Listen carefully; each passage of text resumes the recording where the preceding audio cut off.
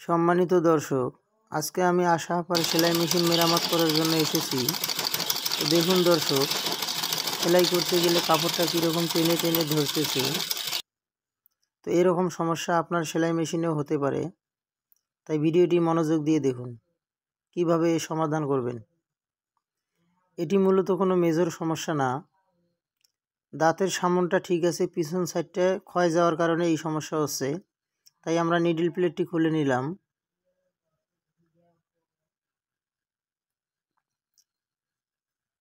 এখন দাঁতটি খুলে নেব। মূলত দাঁতটি চেঞ্জ করলে এই সমস্যাটা চলে যাবে। দাঁতের সামন সাইডটা ঠিক আছে, পিছন সাইডে বেশি ক্ষয় হয়ে গেছে। দাঁতটি খোলা হয়ে গেলে দাঁত বসানোর জায়গাটি ব্রাশ দিয়ে পরিষ্কার করে নেব। এরপর নতুন দাঁত লাগিয়ে নেব।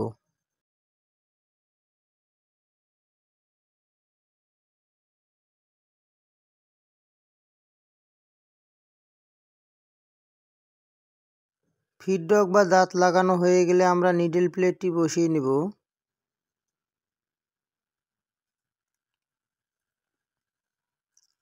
নিডল প্লেটটি বসানোর সময় অবশ্যই চাকা ঘুরিয়ে দেখবেন সুই উপরে ওঠানামা করার সময় সাইডে লাগে কিনা। এই জিনিসটি ভালো করে দেখে তারপর নিডল প্লেটের নাট দুইটি ভালো করে টাইট দিতে হবে।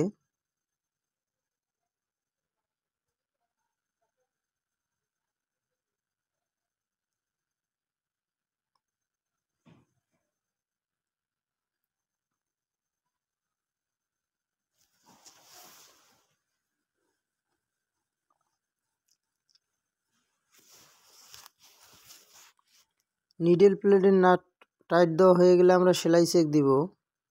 তো দর্শক, এরকম ছোটোখাটো সমস্যা নিয়ে সেলাই মেশিন মেকারের কাছে নিয়ে যাওয়ার কোনোই প্রয়োজন নেই, নিজেই সমাধান করতে পারবেন। তো এখন আমরা সেলাই চেক দিচ্ছি, দর্শক দেখেন।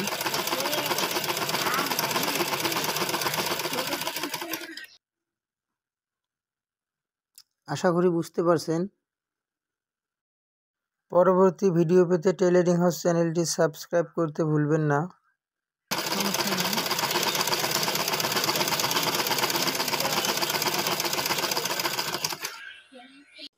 ভিডিওটি ভালো লাগলে লাইক দিবেন, কোনো জায়গায় বোঝার অসুবিধা হলে কমেন্ট করে জানাবেন।